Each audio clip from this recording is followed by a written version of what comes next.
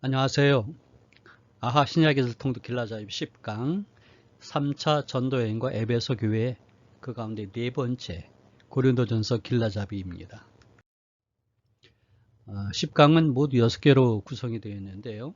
그 중에 오늘 다룬 것은 네 번째 고린도전서 길라잡이가 되겠습니다.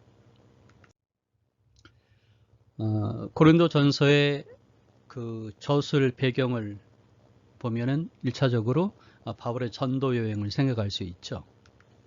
바울의 전도 여행은 모두 사도행전에 기록된 것으로는 네 가지가 네 번이 있었죠. 1차부터 4차까지. 근데 각각 세 장씩 할애가 돼서 설명을 하고 있습니다. 마지막 7차는 예루살렘에 거한 것까지 해서 좀 길어졌죠. 7장이 되고요. 그 다음에 연도는 플러스 1이 돼가지고 1차에는 2년, 2차에는 3년, 그리고 3차에는 4년, 그리고 4차는 5년이 되겠습니다. 각각 전도여행은 서신서하고 연결이 되는데 1차 전도여행은 갈라디아 지역을 여행을 했는데 그 후에 갈라디아서를 기록을 했죠. 그리고 2차 전도여행은 마게도냐 아가야 지역을 여행을 했는데 그리고 나서 데살로니가 전후서를 기록했고요. 그리고 3차 전도여행에서는 아시아 지역, 에베소를 중심으로 해서 아시아 지역을 이제 전도하며 사역을 했고, 그리고 이어서 마게도니를 거쳐 고린도까지 갔었죠. 그 과정에서 세 권의 책을 쓰게 됩니다. 3차 전도여행은 수리아의 안디옥에서 출발해서 에베소로 갔습니다. 그래서 에베소에서 도로아를 거쳐서 마게도냐, 그리고 마게도를 거쳐서 고린도에 갔죠. 이게 이제 전도여행의 반환점이 됩니다. 그리고 바로 예루살렘으로 귀환하려고 했는데 배를 타고서 그때 여의치 않아서 육로를 통하게 되죠. 다시 마게도니로 갔다가 드로아에 가서 이제 다시 배를 타고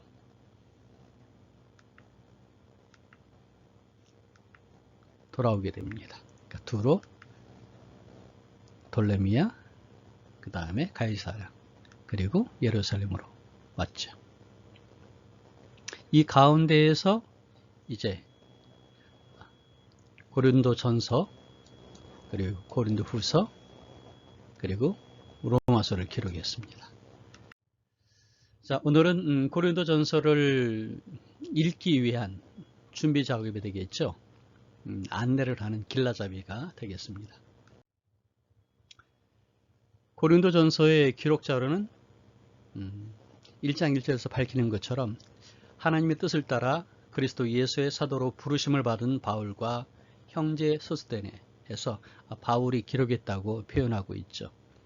그리고 내용을 보면 문체와 사상이 바울의 특징을 지니고 있고, 특별히 15장에 부활에 대해서 이야기하고 있는데, 이 부활은 바울이 특별히 마음에 두는 그런 주제가 되죠. 그 다음에 초대 교부들이 예를 들면 로마의 클레멘트, 그 다음에 이레니우스가 이 고린도전서를 바울의 서신하고 인정을 하고 인용을 했었습니다. 그리고 1세기에 무라토리안 정경과 말시온 정경에 바울 서신으로 고린도전서가 포함이 되어 있습니다. 받는 사람은 1장 2절에 말하는 것처럼 고린도에 있는 하나님의 교회 곧 그리스도 예수 안에서 거룩하여지고 성도라 부르심을 받은 자들, 또 각처에서 우리 주 곧 그들과 우리의 주 되신 예수 그리스도의 이름을 부르는 모든 자들에게, 그래서 첫째는 고린도 교회에 있는 성도들에게, 그리고 이어서 이것이 아마 회람이 된 것 같아요. 아시아 교회 여러 곳에 각처에서 부르심을 받은 성도들이 포함이 되겠습니다. 고린도전서의 배경으로 일단 고린도 도시의 특징을 우리가 먼저 봐야 되겠죠.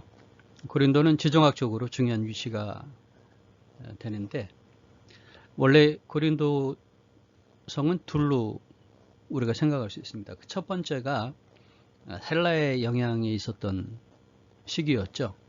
BC 7세기경 고린도는 헬라의 빛이라고 얘기할 만큼 아주 크게 번성했었습니다. 그러다가 BC 145년경에 로마의 루시우스 멤비우스 장군에 의해서 철저하게 파괴가 되었어요. 왜냐하면 당시에 그 헬라가 로마의 적대적인 관계였기 때문에 그렇죠. 그래서 한 100년 동안은 고린도가 폐허로 있었습니다. 그랬는데 BC 44년에 줄리우스 시저가 이 고린도가 항구로서 그리고 군사 기지로서 아주 중요하다는 생각을 갖게 되어서 재건을 했죠. 그러면서 급격하게 발전하게 됩니다.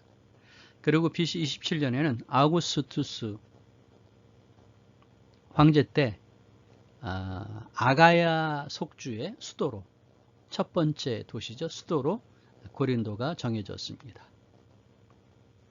그렇게 되면서 동서 무역, 그리고 정치, 그리고 교통의 중심지가 되고, 이렇게 되니까 유대인, 헬라인, 로마인 여러 민족이 이 도시로 유입이 된 것이죠. 그러면서 다양한 민족과 다양한 종교가 자리를 잡게 됐습니다. 특별히 이때 아프로디테 신전이 있게 되는데, 여기에서는 비너스 신을 섬기게 되는데, 아프로디테이죠. 1000명 또는 2000명의 여사제가 이곳에 있었다고 얘기합니다. 그러니까 이 이교도 사원에서 성전 매춘이 있게 되고, 이것이 방종한 삶의 방식을 조정하게 된 것이죠. 그리고 또 이제 다양한 이런 그 문화로 인해서 다양한 문제가 발생하게 되고, 또 나누어지는 그런 일들이 생기게 되죠. 그래서 우리가 고린도를 생각할 때는 두 가지로 볼 수 있는데, 하나는 헬라와 로마의 정치적인 배경이 있다. 그래서 헬라의 철학과 로마의 그 법. 그래서 고린도 성도들이 문제가 생기면 법정에 간 이유는 그 당시 로마의 법이 발달했기 때문에 그런 것이죠. 그 다음에 또 한 가지는 고린도 도시의 특징 중에 하나는 졸부들이 있었다는 것이죠. 급격하게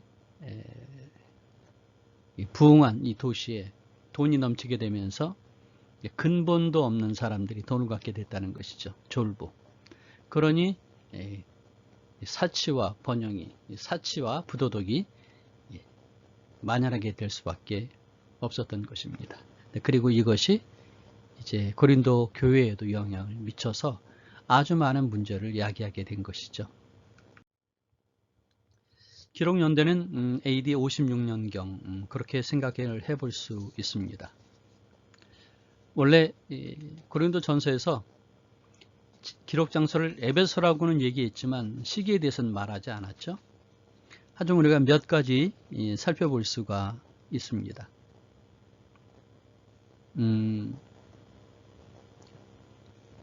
15장 6절에 보면은 부활을 얘기하면서 당시에 예수님의 부활을 목격한 사람들이 살아있었다 하는 그런 단서를 우리가 발견할 수 있게 되겠고요. 그 다음에 고린도 교회의 분쟁을 얘기하는데, 사실은 이것은 2차 전도여행 이후에 생긴 것이었죠. 3차 전도여행에 바울이 에베소에 있을 때, 그리고 바울이 이 고린도 가기 전에 이런 일이 있었다는 것이죠. 그 다음에 또 한 가지는 이제 근로의 사람들이나 고린도에서 온 대표들 3명, 또 아볼로를 통해서도 얘기를 들을 수도 있었겠고요. 그 다음에 서신을 통해서도 얘기를 들을 수 있었는데, 이렇게 얻어진 이 내용들이 뭡니까? 고린도 교회 문제잖아요. 그 문제들을 생각해서 편지를 썼기 때문에 당연히 3차 전도 여행 말 이전이었다라고 볼 수 있다는 것이죠. 그런 의미에서 우리는 고린도전서를 AD 56년경이라고 추정할 수가 있습니다. 기록의 목적은 크게 3가지로 볼 수 있습니다. 그 첫 번째가 글로의 집 사람들에 의해서 들려진 소식, 그로 인해서 제기된 이 문제를 해결하기 위해서 했던 것이죠. 내 형제들아, 글로의 지편으로 너에게 대한 말이 내게 들리니 곧 너희 가운데 분쟁이 있다는 것이라. 분파 얘기하는 것이죠. 그걸 해결하기 위해서. 또 7장 1절에 있는 것처럼 너희가 쓴 문제에 대하여 말하면 남자가 여자를 가까이 아니함이 좋으나 하면서 너희가 쓴 문제, 이것은 편지죠. 고린도 교회에서 편지를 보냈는데 몇 가지 질문들을 했겠죠. 거기에 대한 답변을 하기 위해서. 그 다음에 이제 궁극적으로 이 문제가 왜 생겼을까? 문제 해결을 위해서 중요한 것은 복음이라는 것이죠. 그래서 성도들의 상황에 대한 그 명확한 대안으로, 해답으로, 복음으로 해석해주고 권면해주기 위해서 고린도 전서를 썼다. 그렇게 이야기할 수 있습니다.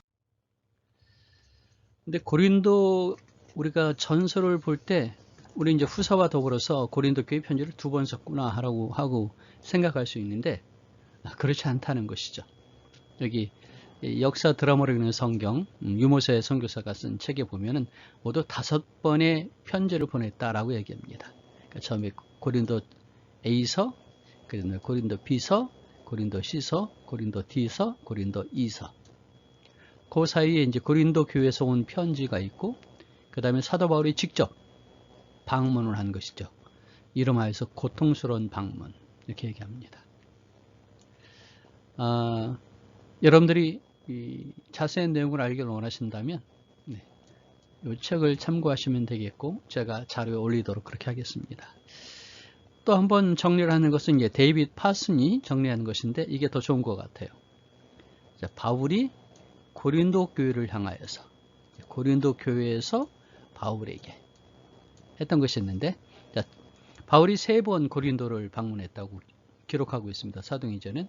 첫 번째로는 2차 전도여행에, 그 다음에 2번째, 그리고 3번째로는 3차 전도여행 말미에 간 것이죠. 그러면서 이제 편지를 보냅니다. 첫 번째 편지, 2번째 편지, 3번째 편지, 4번째 편지. 이때 이 편지를 갖고 디모데가 가기도 하고 디도가 가기도 하고 그런 것이죠. 그러면서 이제 이 고린도에서 들려오는 소식들이 있죠. 첫 번째 소식, 그 다음에 2번째 소식, 그 다음에 편지, 3번째 소식, 4번째 소식, 그리고 사람, 편지를 가지고 갔던 디도가 가져온 내용들이 있게 되겠죠. 이것은 이제 주고받고 하면서 고린도 전서, 고린도 후서가 기록이 됩니다. 여기에서는 편지가 4번째로 되는데, 여기에서는 지금 D서와 E서로 했죠. 왜냐하면 이 내용 때문에 그래요. 자, 이걸 좀 더 우리가 살펴보도록 할까요? 자, 먼저 첫 번째 편지, 고린도 A서가 됩니다. 이 이름이 잃어버린 편지 그렇게 되는데, 왜냐하면 내가 너에게 쓴 편지에 음행하는 자들을 사귀지 말라 하였거니와 라고 하면서 고린도전서에 내가 너에게 쓴 편지, 과거형이잖아요. 그러니까 고린도전서를 쓰기 전에 편지를 한 번 더 썼다는 얘기죠. 그게 이제 고린도 A서가 됩니다. 그래서 이것을 지금은 없으니까 앞서의 고린도전서 앞에 앞서의 편지, 그 다음에 잃어버린 편지, 그렇게 이야기를 합니다. 그 내용은 우리가 잘 모르죠. 그런 다음에 고린도 비서를 쓰기 전에 고린도 교회에서 편지가 와요.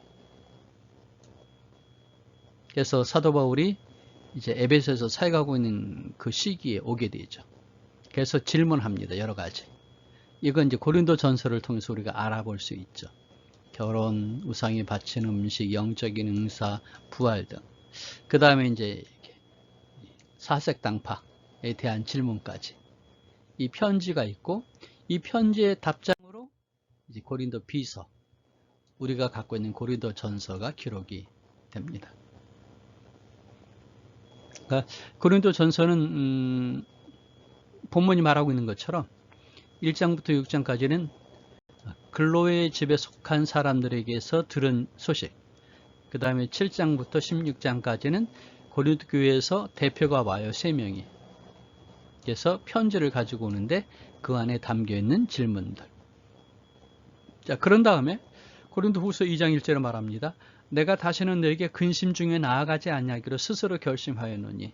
이 말은 고린도 2차 전도 여행에 고린도를 갔던 것과는 다른 것이죠. 근심 중에 나아가지는 않았어요. 2차 전도 여행에서는 그냥 복음을 가지고 갔잖아요. 그러면 이것은 첫 번째 방문이 아닌 다른 방문이다. 그래서 두 번째 방문 이렇게 얘기할 수 있죠. 그래서 우리는 이것을 고통스러운 방문 그렇게 얘기할 수 있습니다. 왜냐하면 고린도 전서를 가져다 주고 왔던 디모데가 심각한 소식을 가지고 옵니다. 그래서 편지를 보내지 않고 직접 방문을 하게 되죠. 근심하면서. 근데 그때 바울이 상당히 충격을 받는 것 같아요. 받았던 것 같아요. 그래서 고린도 시서를 쓰게 됩니다. 내가 마음에 큰 눌림과 걱정이 있어 많은 눈물로 너에게 썼노니. 고린도 후서에서 말합니다. 그러니까 고린도 후서를 쓰기 전에 썼다는 거죠. 이건 고린도 전서가 아닙니다. 그래서 세 번째 편지 고린도 시서가 되는데 이걸 우리는 이제 눈물의 편지 또는 엄중한 편지 그렇게 얘기할 수 있죠. 우리에게는 전해지지 않고 있습니다. 디도 편으로 보내죠. 그리고 이제 디도가 돌아와요. 그래서 사실은 마음에 큰 눌림과 걱정이 있어서 엄중한 편지를 엄하게 썼는데 근데 디도를 통해서 들린 얘기가 괜찮은 얘기가 들어온 거죠. 그러니까 고린도 교인들이 아직도 바울을 사랑하고 바울의 권면을 잘 받아들이고 열심히 살려고 노력을 한다. 그래서 이제 화해의 편지를 쓰게 됩니다. 자신의 사랑을 마음껏 쏟아부어서 그리고 자기를 대적한 자를 용서하라고 권면하기도 합니다. 그게 고린도서 1장부터 9장까지 있는 얘기인데 근데 고린도 후서를 더 읽어보면 10장부터 13장까지 내용이 확연히 달라집니다. 논조가 달라져요. 이건 화해인데 이건 책망입니다. 그래서 유모세 선교사는 이 디서와 이서를 나누는 거죠. 다른 편지다. 그래서 이제 이게 고린도에 보낸 편지가 4개냐 5개냐 하는 것은 여러분들이 선택하셔야 되는데 뭐 우리는 고린도 후서라는 책이 있으니까 문제 없습니다. 4개든 5개든. 하지만 구분해 본다면 이렇게 판이한 성격의 편지가 하나로 될 수는 없다 그 얘기죠. 그래서 둘로 나눴는데 나중에 합쳐져서 우리에게 전해졌다 라고 보는 게 좀 더 합리적이지 않을까라고 생각을 합니다. 자, 이런 고린도 전서와 후서 그리고 또 다른 서신들이 오고 간 상황을 우리가 염두에 두고 고린도 전서를 봐야 되겠죠. 자, 고린도 전서를 우리가 이해하기 위해서 제일 먼저 해야 될 게 뭐냐면 많이 나오는 단어들 아니겠습니까? 보시면 큰 단어가 하나님이 제일 많이 나오죠. One, 그 다음에 Lord, Christ. 근데 제가 이게 원래는 ESV인 줄 알았어요. 그랬는데 5개의 그 가장 많이 사용되는 영어 번역본을 다 찾아봤는데도 일치하지가 않네요. 그래서 제가 프로그램을 가지고 돌려서 한 것이 이게 이제 NIV입니다. New International 버전인데 보시면 유사합니까? God, Christ, Lord, Body. 여기에는 원이 없네요. 그래서 이 개수를 따져보면 모두 959개의 단어가 나오는 중에 탑 많이 나오는 50개를 정리한 겁니다. God은 112번, Lord 75, Christ 64, Body 48, Spirit 47, 그 다음에 Man 36, Brother 33. 자, 이렇게 하면서 우리가 보게 되면 고린도전서에 이런 주제들이 다뤄지고 있구나 하는 것을 볼 수 있죠. 예를 들어서 it, 그 다음에 이제 sister와 woman이 나오니까 여성과 관련된 것이다 하는 걸 알 수 있겠고요. tongues, 방언이 나오게 되고 그 다음에 허즈밴드, 그러니까 와이프 허즈밴드니까 부부 문제가 될 수 있게 되겠죠. 그 다음에 저지, 법정에 서는 문제가 되겠고, 그 다음에 결혼 얘기도 나올 수 있게 되겠고요. 그 다음에 성적인 얘기, 그 다음에 기프트 해가지고 은사 얘기가 되겠죠. 성령의 은사. 그 다음에 데드 해서 부활과 관련된 그런 얘기들. 파워도 은사와 연관이 될 수 있게 되겠죠. 자, 이러시면 대강 어떤 내용들이 있을 수 있겠다 하는 것을 먼저 보실 수 있겠죠. 자, 구분해 보게 되면 크게 둘로 구분할 수 있습니다. 몸으로 하나님께 영광을 돌리라. 모든 일을 사랑으로 행하라. 이렇게 표현해 볼 수 있게 되겠어요. 근데 보시면은 근로에 펴내온 얘기에 대한 답, 그 다음에 고린도 교회 편지에 대한 답 해서 11개로 얘기할 수 있어요. 5개, 6개. 고린도 교회 분쟁 소식, 분쟁의 이유들, 음행하는 자들, 세상 법정의 소송 문제, 성적 부도덕, 그 다음에 결혼, 이혼, 독신에 대한 것, 우상 제물과 우상 숭배에 대한 것, 머리 쓰는 것과 주의 만찬에 대한 것, 이건 이제 집회에 대한 얘기가 되겠죠. 성령의 은사, 부어, 그 다음에 예루살렘을 위한 헌금이 되겠습니다.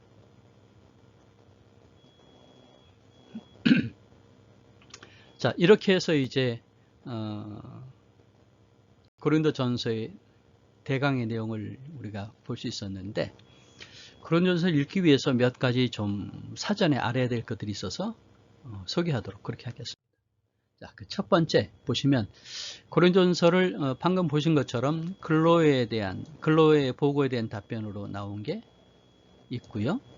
그 다음에 편지에 대한 것이 있는데, 이 구분은 조금 다르긴 하지만 일단은 11개가 됩니다.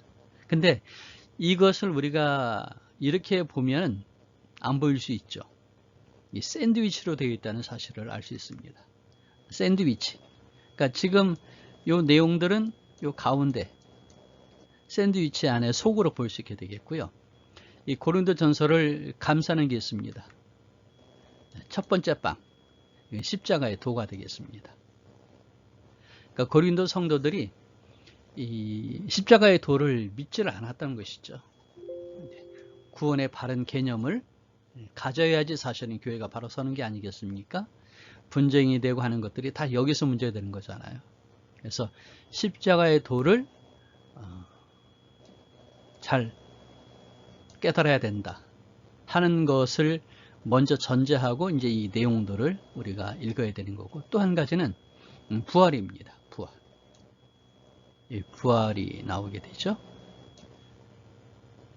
그러니까 이 부활이 모든 문제들에 대한 답을 줄 수 있다는 것이죠. 아까도 말씀드렸지만 복음으로 이 문제를 해결해 나가는데, 그 복음의 핵심, 그게 뭐냐면 십자가의 도하고 부활이라는 것이거든요. 그래서 우리가 고린도전서를 읽을 때는 십자가의 도와 그 다음에 부활을 가지고서 내용을 이해를 해야 됩니다. 우리가 각각 이 내용들을 이렇게 하나씩 보다 보면 놓치게 돼요. 그래서 이따가 그림으로 소개할 때 다시 한번 확연하게 드러나게 해 보겠습니다. 자, 우리가 고린도 전서를 읽을 때 이제 문제되는 것 중에 하나가, 어려운 것 중에 하나가 이제 11장에 있는 내용, 특별히 1절부터 16절에 있는 이 수건의 문제입니다. 뭐냐면 남자는 수건을 벗으라, 여자는 수건을 쓰라, 이렇게 되어 있거든요. 자, 수건 나오니까 우리 이거를 먼저 한번 봤으면 좋겠어요. 시편 3편 3절에 나의 영광이요 나의 머리를 드시는 자이시니이다. 이것은 유대인들의 관습을 만들어낸 것이 되죠. 그래서 기도할 때 유대인 남자들이 탈릿, 이제 머리에 쓰는, 머리와 어깨까지 덮는 기도 셔울이 있죠. 그 다음에 테필린, 이것은 이마와 팔뚝에 감는 성구함입니다.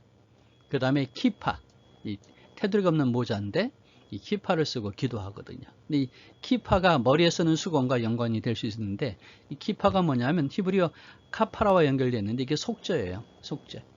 그래서 이 키파를 쓴다는 것은 나는 속죄로 덧입혀져 있습니다. 그러므로 하나님께 나아갈 수 있습니다.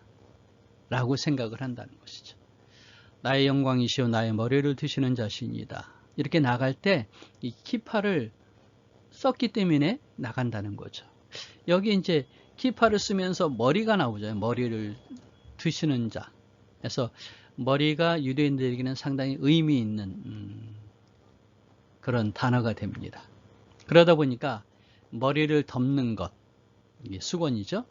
이것이 이제 유대인들에게는 관습제로 내려오는 것인데, 근데 유대인들의 관습에는 이제 그 남성들만 키파를 썼으니까요.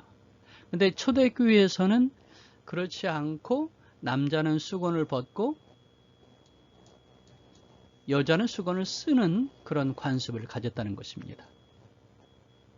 근데 우리에게 이제 어려움을 주는 것이 3절에 각 남자의 머리는 그리스도요 여자의 머리는 남자요 그리스도의 머리는 하나님이시라. 여기서 이 머리 때문에 우리가 좀 혼란을 가져올 수 있습니다. 이 머리라고 하는 이 단어가 원래는 머리, 권위, 지도자 그런 뜻을 갖고 있지만 또 하나는 근원, 원천 이런 의미도 담겨 있어요. 근데 우리는 보통 이제 앞에 걸 많이 사용하죠. 근데 우리가 후자로 볼 수도 있습니다. 왜냐하면 11장 11절에도 얘기하죠. 그러나 주 안에는 남자 없이 여자만 있지 않고 여자 없이 남자만 있지 아니하니라. 해가지고 아담이 홀로 있는 것이 하나님 보시기 좋지 않아서 그래서 하와를 창조하셨잖아요. 그러니까 불완전한 아담 그것을 완전케 하는 것이 하와였던 것입니다. 그래서 이 머리를 원천 그렇게 하면 아담의 갈비뼈를 취해서 하와를 만드셨잖아요. 그런 의미에서 여자는 그 남자의 원천에서 창조되었다. 그런 의미로 볼 수 있습니다. 그래서 남녀가 동등하다. 여자만 있지 않고 남자만 있지 않고 함께 있다 하는 얘기를 생각을 해서 우리가 이 구절에 대해서 좀 더 생각을 했으면 좋겠습니다. 자, 아무튼 바울이 이 머리라는 단어를 가지고서 쭉 진행하면서 중요한 것은 수건을 얘기하는 거였거든요.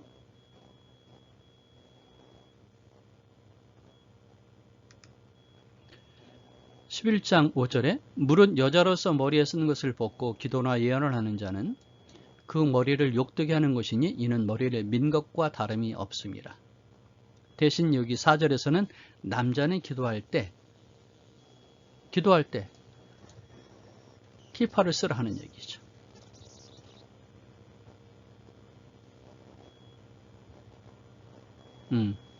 근데 이 남자는 이 수건을 쓰지 말라 하는 얘기죠. 키파를 쓰긴 썼는데 초대교회에서는 키파를 쓰지 않고 그리고 여자는 머리를 써라 그런 얘기예요. 수건으로. 근데 우리가 이걸 지금은 따르지 않잖아요. 카톨릭은 그래서 전 미사 중에 여자들이 수건을 씁니다. 그리고 이슬람에서는 히잡을 쓰죠. 바로 이 구절 때문에 그런 것인데 사실은 이것은 복장의 규례였어요. 당시의 관습. 그래서 지금은 우리가 2000년 지난 우리들은 이 관습을 따를 필요가 없어서 따르지 않는 것입니다. 왜 그랬을까 하면 이때 아마 그 예배 드릴 때 남자와 여자를 뒤에서 구분해야 되는데 구분이 안 되는 그런 모함이 있었나 봐요. 그래서 남자와 여자를 구분하기 위해서 이렇게 각각 다른 모습을 가져라 하는 학자들의 해석이 있습니다. 자, 이 이야기는 데이비 파슨의 자료를 통해서 좀 확인해 주시면 좋을 것 같아요. 제가 저희 그 카페에 올리도록 그렇게 하겠습니다. 자, 그럼 고린도전서를 어떻게 읽을까 하면 이런 4가지 단계가 있으면 좋겠는데 그 첫 번째 사전 지식을 좀 가지라는 얘기죠. 역사적으로 어떤지. 그래서 성경 사전 또는 주석의 서론을 가지고서 고린도 도시, 고린도인들에 대한 사항을 가능한 한 많이 알아야지 그래야 고린도가 갖고 있는 문제 그리고 고린도 교회가 가지고 있는 문제를 파악할 수 있잖아요. 그 다음에 두 번째 고린도전서를 최소한 2번 정도 그냥 단숨에 읽어라. 그러니까 하루에 석 장씩 그렇게 읽지 말고 1장부터 10장까지 그냥 쫙 읽으라 그런 얘기죠.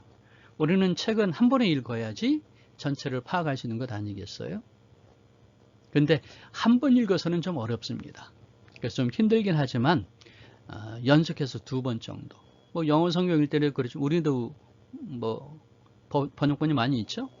여러 번역본을 보시면 더 좋을 수도 있습니다. 이렇게 하면서 감을 잡아야 돼요. 감. 고린도전서의 전체적인 그림이나 전체적인 논증에 대한 감을 잡는 것. 자, 이렇게 이제 대강 감을 잡았으면 세 번째로는 뭐가 문제인가?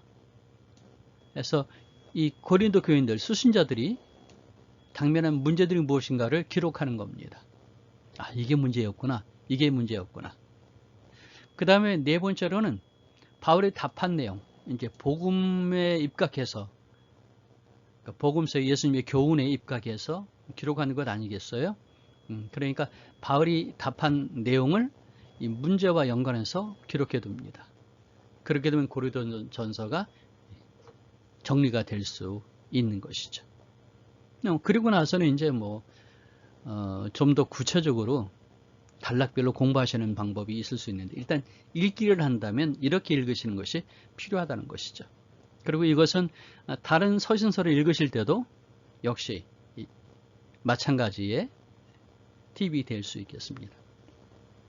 자, 이제 마지막 순서로 그림으로, 한 장 그림으로 보는 고린도전서를 보도록 할까요? 보시면 이것은 더 바이블 프로젝트에서 제공하는 자료가 됩니다. 고린도전서 보시면 오버뷰 퍼스트 코린디안스 해가지고 유튜브에 보시면은 영어로 된 동영상 강의가 있고요. 그 다음에 지난번에 말씀드렸었죠.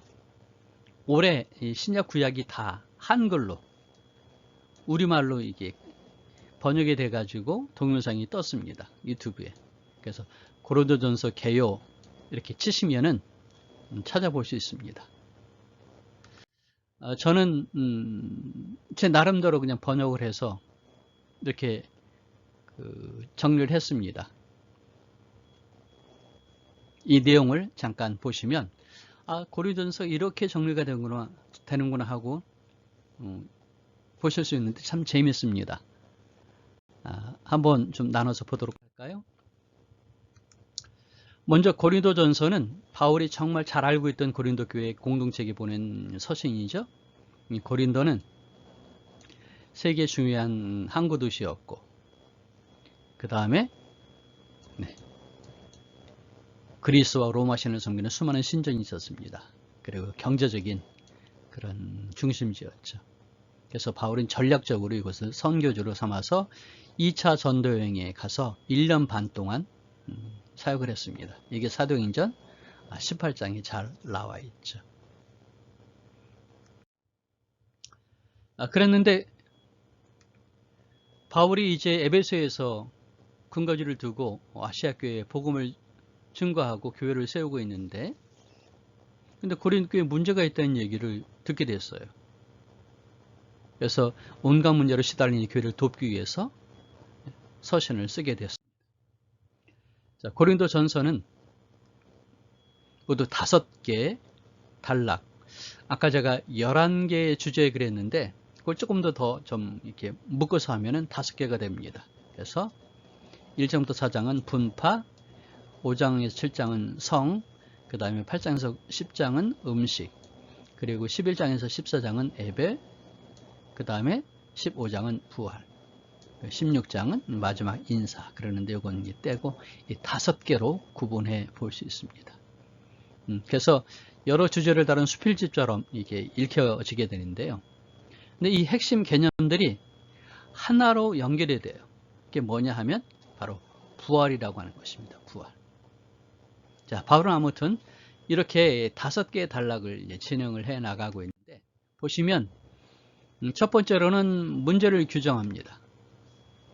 이게 문제다. 문제를 규정하고요. 두 번째로는 예수님의 복음을 가지고서, 사실은 우리의 삶은 복음의 근거에 살아야 되잖아요. 그래서 우리 인생을 어떻게 살 것이냐, 인간관계, 가정문제, 공동체 문제, 이런 것들을 여기 복음이라고 하는 안경으로 보도록 바울이 권면하고 있습니다. 보십시다. 1장부터 4장까지는 고린도 교회에 발생한 분열의 문제를 다루죠. 바울이 2차 전도여행에 고린도 교회를 세우고 떠나간 다음에 아볼로 또는 베드로 같은 지도자들이 이 지역을 방문했나 봐요. 그러니까 고린도 교인들이 자기들이 좋아하는 지도자를 골라서 파를 지었습니다. 나는 바울파, 나는 아볼로파, 나는 베드로파, 여기도 끼지 않으면 나는 그리스도파, 그랬죠.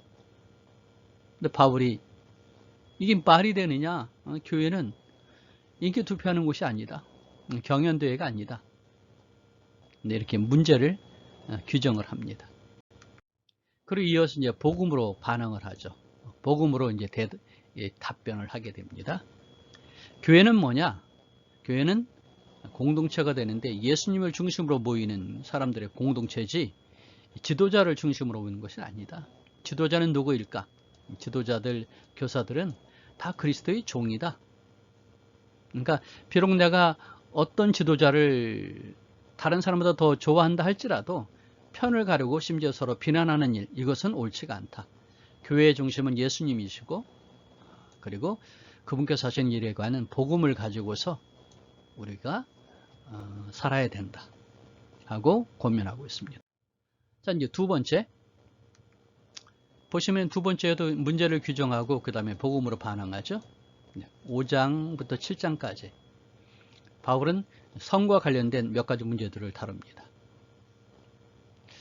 이 교회 안에서 문제가 되는 몇 가지가 있는데, 첫째, 이 아들이 이 계모와 관계를 갖는 경우가 있었다는 것이죠. 또 아까도 말씀드렸지만은 아프로디테의 그 신전에는 여사제들이 1000명 또는 2000명이 있었습니다. 어마어마한 숫자죠. 그래서 그 신전에 제사를 지내러 간 사람들이 이 여사제들과 성관계를 갖는 겁니다. 그러니까 이 교회에 속해 있는 사람들이 여기에 관련이 됐다는 것이죠. 그러면서 하는 얘기 뭡니까? 우리는 그리스도 안에서 자유로워 라고 얘기하는 거죠. 왜냐하면 우리가 이제 하나님의 은혜로 구원을 받았으니까 뭐 어떤 일을 해도 괜찮아 그렇게 생각하는 것이죠. 하지만 바울은 괜찮지 않다라고 얘기합니다. 그래서 복음으로 설명을 해줍니다. 무엇보다 예수님이 왜 죽으셨냐면 죄 때문에 죽으신 거죠. 그 죄 중에는 이 성적으로 무너진 관계까지 포함시킵니다. 죄 때문에 죽으셨는데 우리가 이 죄를 지으면 되겠느냐 이거죠. 그러니까 성적으로 우리가 성적으로 거룩하게 살아야지 예수님의 사랑과 은혜에 반응하는 믿음이 아니겠느냐 하는 것이죠. 또 우리의 몸이 뭐냐 하면 우리 몸이 부활했거든요. 그래서 현재와 미래에 부활할 때 그 사이에 이제 몸으로 우리가 살아가는데 이게 중요하다는 것이죠. 몸으로 사는 것. 예수님께서 우리의 몸을 현재뿐만 아니라 미래에도 구속하신 것이니까 몸으로 무엇을 하느냐는 것이 중요하다는 것입니다. 그래서 예수님의 제자는 성적인 문제에 있어서 어떤 타협도 해서는 안 된다 하고 권면하고 있습니다.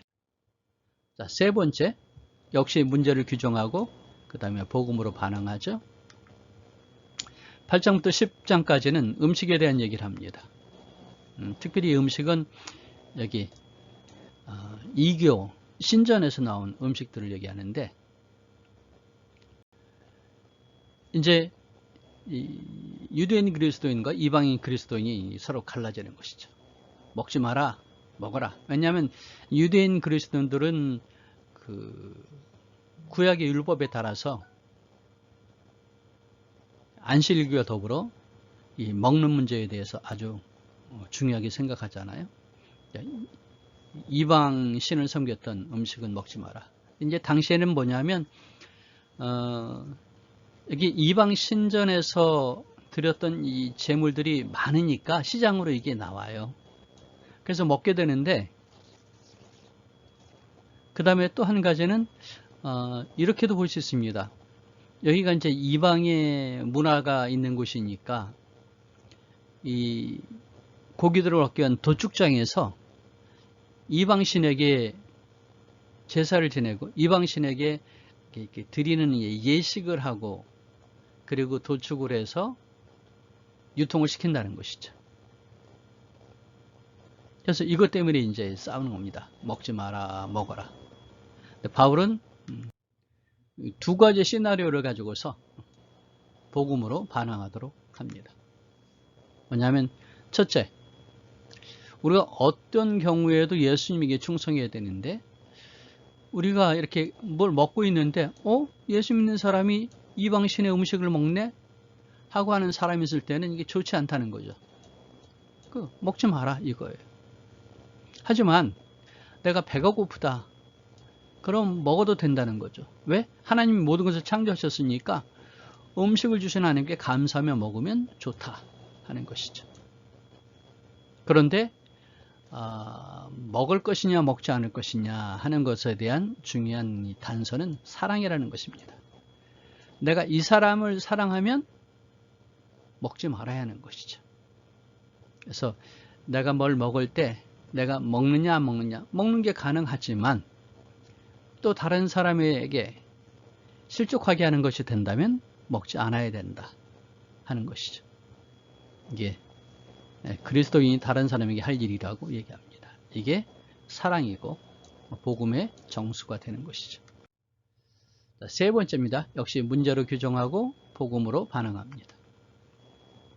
11장부터 14장은 모임에 대한 얘기를 하는데 교인들 중에서 아주 강력한 영적 체험하는 사람들이 있습니다. 그래서 알 수 없는 언어로 크게 기도한다는 것이죠. 어떤 사람들은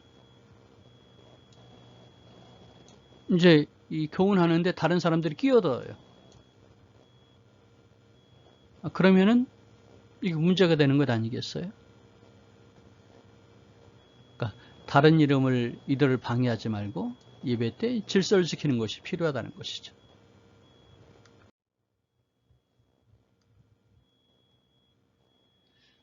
그래서 이 장을 통해서 이제 바울이 말하고자 하는 것은 모임의 목적이 무엇이냐 하는 것입니다.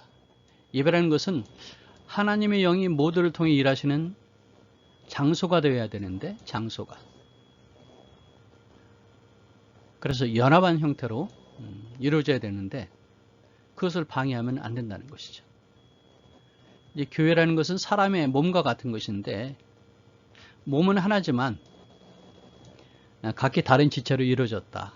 그리고 지체는 각각 독특한 중요한 역할들이 있다. 그러니까 성령은 온갖 다양한 사람들을 통해서 역사하시는데 이게 바로 교회를 세우기 위한 것이다 하면서 교사, 행정가, 그 다음에 선지자, 사도 이런 지체들에 대한 얘기를 해주죠. 그래서 우리 교회에서도 영적 체험이거나 자기 의견을 발표할 때 이때에도 뭐 강력한 성령의 체험 참 좋다. 하지만 누구를 방해하거나 놀라게 한다면 그거는 스톱 해야 된다. 그래서 남보다 나를 더 사랑하는 행동이기 때문에 그것은 멈춰야 한다는 것이죠. 그래서 하나님께는 질서 있는 예배를 드려야 한다. 그러니까 모두가 배우고 모두가 찬양하고 모두가 경배하고 하는 것이 필요하다는 것이죠. 자, 이번에는 15장 얘기입니다. 바울은 예수님의 부활과 그분을 따른 자들에게 주어진 미래 소명에 대해서 다룹니다. 그런 이유가 뭐냐면 고린도 교회는 아까도 말씀드렸지만은 십자가의 도에 대한 믿음이 부족했고 이 부활에 대한 믿음이 부족했던 거예요. 부활은 없어. 그런 얘기를 했다는 것이죠. 부활은 터무니없는 생각이고 예수를 믿는 그리스도인이 되는 것이 부활과는 상관없다라고 생각하는 사람이 있었다는 것이죠. 그래서 바울은 이에 동의할 수 없어서 부활은 복음에 있어서 아주 필수 요소가 된다. 부활은 절대적으로 필요한 것인데, 이 부활은 죄와 죽음에 대한 예수님의 승리다. 그리고 우리를 위한 능력의 근원이 된다. 그래서 이 세상을 위한 소망이 되는 것이다. 만약에 부활이 없다면 우리의 믿음이라는 것이 의미가 없다. 라고 바울이 권면합니다. 자, 이렇게 해서 이제 5가지의 단락을 우리가 살펴보았는데, 이것이 각각 이 부활과 관련시켜서 정리해 볼 수가 있습니다. 우리가 왜 연합해야 되느냐? 예수님의 중심으로 연합하는 이유는 부활 때문이다. 우리가 왜 성적으로 거룩해야 되느냐 하면 부활의 몸이기 때문에 그런 것이다. 우리가 왜 남을 더 사랑해야 되느냐, 이것도 주님께서 우리 죄를 위해서 죽으셨고 우리를 다시 살리셨기 때문에 그 사랑의 힘, 그래서 바로 부활에서 온다는 것이죠. 여기까지. 이 부활은 뭐냐면 죽음에 대한 승리다. 해서 바울은 아까 샌드위치 말씀드린 것처럼 복음으로 이걸 해결해야 되는데, 십자가의 도를 먼저 얘기하고 그리고 이어서 이렇게 부활에 대한 믿음으로 각각의 실생로서의 문제들에 대한 해결책을 찾게 해주고 있습니다. 그래서 바울은 우리가 예수님이 죽음에서 부활하심을 믿는다 하는 말로 서신을 끝내는 것이죠. 그래서 고린도전서를 보게 될 때 복음을 통한 삶의 모든 부분을 보여주는 고린도전서인데, 뭐냐면 정말 많은 문제들이 있잖아요, 고린도 교회. 근데 그것을 복음으로 해결해야 한다는 것이죠. 그래서 우리의 삶의 모든 영역을 복음의 관점에서 바라보도록 해주고 있습니다. 복음은 새로운 현실의 문을 여신 예수님에 대한 선포다 라고 말할 수 있는 것입니다. 자, 이 그림을 마음에 두시고서 고린도전서를 읽으시면 훨씬 쉽게 그리고 재미있게 읽으실 수 있을 겁니다. 그렇지 않을까요? 네. 다음에 카페 청성교육선교에 들어가시면은요, 아하 해설 통독 자료가 있는데 거기 보시면 이 데이빗 파슨의 고린도전서 해설이 있습니다. 여기에는 이제 고린도 도시에 대해서, 고린도인에 대해서, 그 다음에 여인이 예배 때 머리에 수건을 쓰는 문제에 대해서 재미있는 해설이 있습니다. 다른 데서 보기 좀 어려운 재미있는 내용들이거든요. 그 다음에 이제 이 강의에서는 다루지 못했지만은 고린도전서에 다루고자 하는 여러 가지 주제들이 있잖아요. 그 해설이 좀 필요할 것 같은데 강의에서 못 다뤘지만은 이 자료를 보시면 되겠습니다.